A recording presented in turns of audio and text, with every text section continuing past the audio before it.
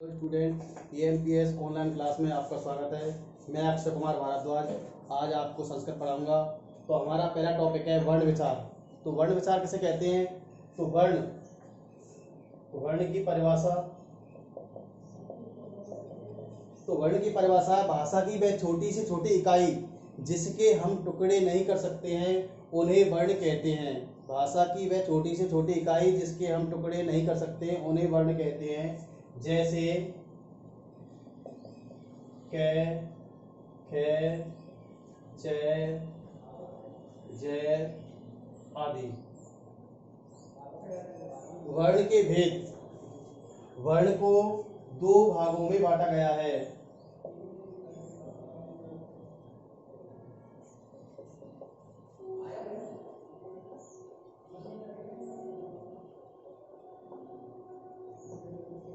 Number 1 स्वर वर्ण, second व्यंजन वर्ण। तो नंबर 1 स्वर वर्ण। तो स्वर वर्ण की डेफिनेशन है कि वे वर्ण जिनको बोलने में किसी भी वर्ण की सहायता नहीं लेनी पड़े, अर्थात वे वर्ण जो स्वतंत्र रूप से बोले जाते हैं उन्हें स्वर वर्ण कहते हैं। स्वर वर्ण के भेद।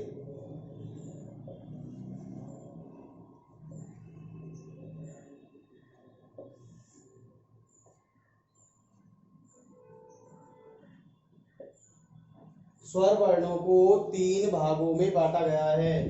नंबर 1 ह्रस्व स्वर वर्ण, सेकंड दीर्घ स्वर वर्ण, थर्ड प्लुत स्वर वर्ण। ठीक है। तो नंबर 1 ह्रस्व स्वर वर्ण।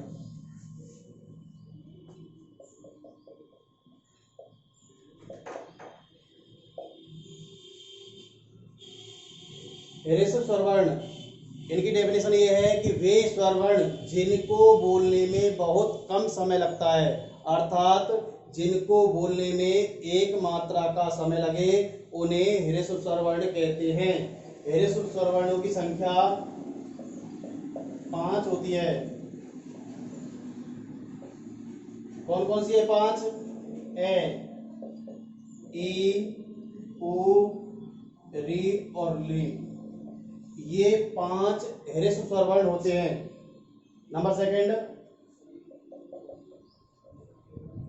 दीर्घ स्वर वर्ण। वे स्वर वर्ण जिनको बोलने में ह्रस्व स्वर वर्ण से दुगना समय लगे, अर्थात वे स्वर वर्ण जिनको बोलने पर 2 मात्रा का समय लगता है उन्हें हम दीर्घ स्वर वर्ण कहते हैं। ये संख्या में 8 होते हैं, अर्थात इनकी संख्या कितनी होती है? 8। कौन कौन से हैं? आ, कौमा बड़ी ई, बड़ा ऊ, बड़ी री, ए, आई, ओ, औ। तो दीर्घ स्वर वर्ण संख्या में कितने होते हैं? 8। ठीक है। अगला है प्लुत स्वर वर्ण। प्लुत स्वर वर्ण, इनकी डेफिनेशन होती है कि वे स्वर वर्ण जिनको बोलने में दीर्घ स्वर वर्ण से दुगना समय लगे, अर्थात वे स्वर वर्ण जिनकी मात्राएं 3 होती हैं उन्हें प्लुत स्वर वर्ण कहते हैं। प्लुत स्वर वर्ण संख्या में 9 होते हैं। कौन कौन से हैं? ए, ई, ओ, री, री, ए, आई, ओ, औ। तो ये हो गए हमारे स्वर वर्ण।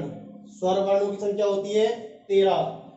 तो पहला था स्वर वर्ण, तो स्वर वर्ण की संख्या होती है 13। ह्रस्व कितने होते हैं? 5। दीर्घ कितने होते हैं? 8। 8 और 5 13। ठीक है। दूसरा है व्यंजन वर्ण।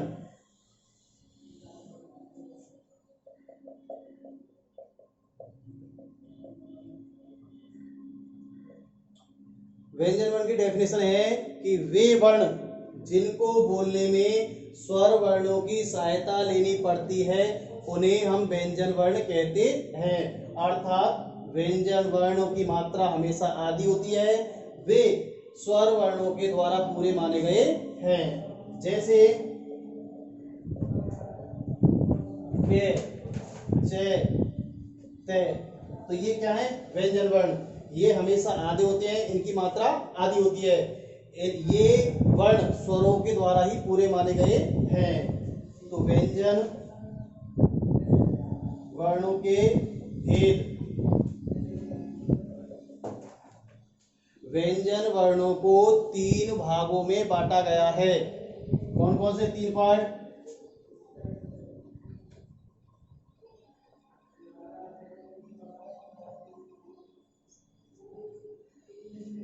देखो, व्यंजन वर्णों के भेद। व्यंजन वर्णों को 3 भागों में बांटा गया है। और व्यंजन वर्णों की संख्या कितनी होती है? व्यंजन वर्णों की संख्या होती है 33 वर्ण। ठीक है। और कुल वर्ण कितने होते हैं? कुल वर्ण होते हैं 46 13 स्वर वर्ण होते हैं और 33 व्यंजन वर्ण होते हैं। तो कुल कितने होते हैं? 46। ठीक है। तो व्यंजन वर्णों के भेद, तो नंबर 1 है स्पर्श व्यंजन वर्ण। स्पर्श व्यंजन वर्ण। स्पर्श व्यंजन वर्ण की डेफिनेशन है कि वे व्यंजन वर्ण जिनको बोलते समय जिह्वा अर्थात जीव मुख के अवयव, मुख के पार्ट से स्पर्श करे, मुख के भागों से स्पर्श करे, उन्हें स्पर्श व्यंजन वर्ण कहते हैं। ठीक है। स्पर्श व्यंजन वर्ण संख्या में कितने होते हैं? 25। कौन कौन से होते हैं? कु, के वर्ग, शे वर्ग, टे वर्ग, ते वर्ग,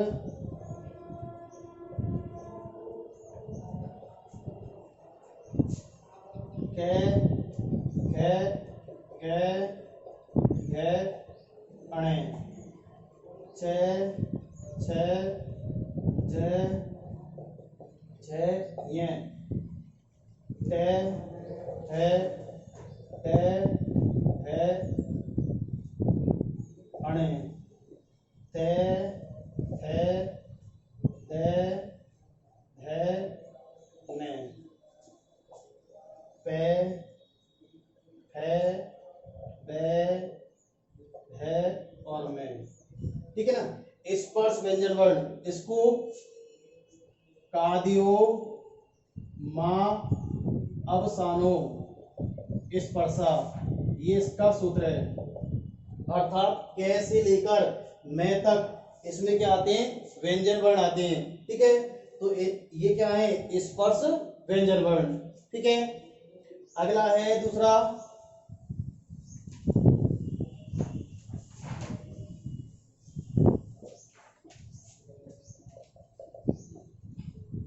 अंतस्थ व्यंजन वर्ण।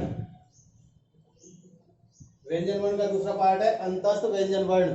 तो वे व्यंजन वर्ण जिनको बोलने पर हवा मुख के अंदर ही विद्यमान रहती है उन्हें अंतस्थ व्यंजन वर्ण कहते हैं। अर्थात वे व्यंजन वर्ण जिनको बोलते समय हवा मुख के अंदर ही रहती है, बाहर नहीं निकलती है, उन्हें अंतस्थ व्यंजन वर्ण कहते हैं। अंतस्थ व्यंजन वर्ण संख्या में 4 होते हैं। इनकी संख्या 4 होती है। ये, वे, रे और ले, ये 4 अंतस्थ व्यंजन वर्ण होते हैं। तीसरा है ऊष्म व्यंजन वर्ण। इसकी डेफिनेशन है वे व्यंजन वर्ण जिनको बोलते समय गर्म हवा मुख से बाहर निकलती है उन्हें ऊष्म व्यंजन वर्ण कहते हैं। इनकी संख्या भी 4 होती है। से है। ये 4 ऊष्म व्यंजन वर्ण होते हैं। इनके अलावा तो ये हो गए देखो वर्ण विचार, ठीक है ना। इसके अलावा देखो, इसके अलावा होते हैं हमारे संयुक्त व्यंजन वर्ण। संयुक्त व्यंजन वर्ण, ठीक है। तो वे व्यंजन वर्ण जिनको 2 मूल व्यंजन वर्णों से मिलकर बनाया गया है उन्हें हम संयुक्त व्यंजन वर्ण कहते हैं। 3 है के बराबर से, ते प्लस रे बराबर त्रे, जे प्लस ये बराबर ये। ये 3 हमारे क्या हैं? संयुक्त व्यंजन वर्ण, ठीक है। इसके अलावा एक और है अयोगवाह वर्ण। अयोगवाह वर्ण किसे कहते हैं? कि वे वर्ण जो न तो स्वर वर्णों में शामिल होते हैं और न ही व्यंजन वर्णों में शामिल होते हैं उन्हें हम अयोगवाह वर्ण कहते हैं, ठीक है ना। अर्थात ऐसे वर्ण जिनकी गणना न तो स्वर वर्णों में होती है और न ही व्यंजन वर्णों में होती है उन्हें अयोगवाह वर्ण कहते हैं। इनकी संख्या 2 होती है, अंग और अह। ये 2 अयोगवाह वर्ण होते हैं, ठीक है। अब इसके बाद पढ़ेंगे हम उच्चारण स्थान।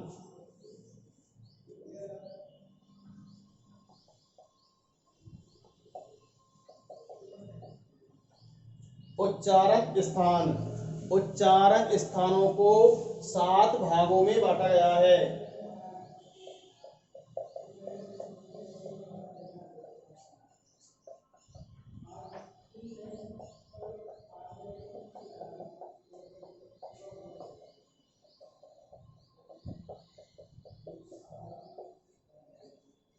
कौन कौन से 7 भाग है? नंबर 1 कंठ, सेकंड मूर्धा, थर्ड तालु, दंत, ओष्ठ,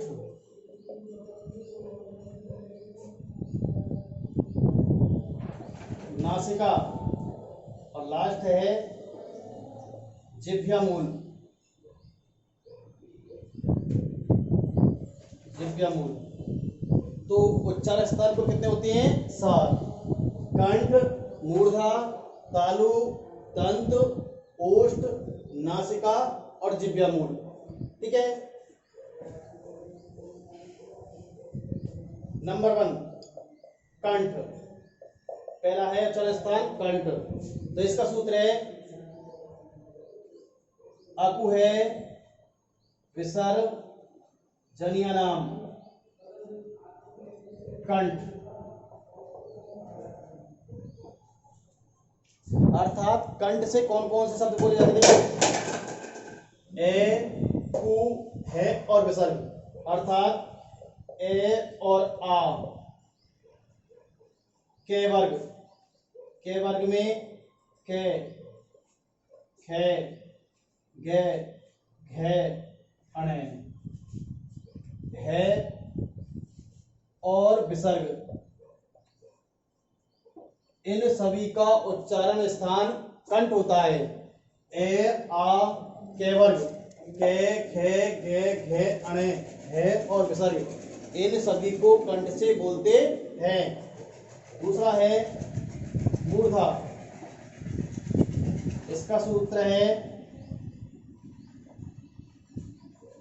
ऋतु रसानाम मूर्धा,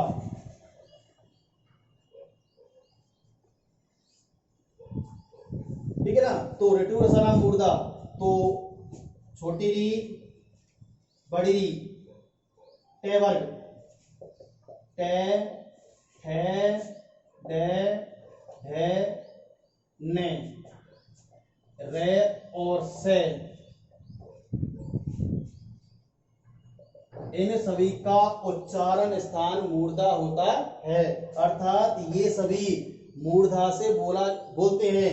मूर्धा जो हमारा जो ऊपर की कठोर शब्द होती है उसे हम मूर्धा कहते हैं।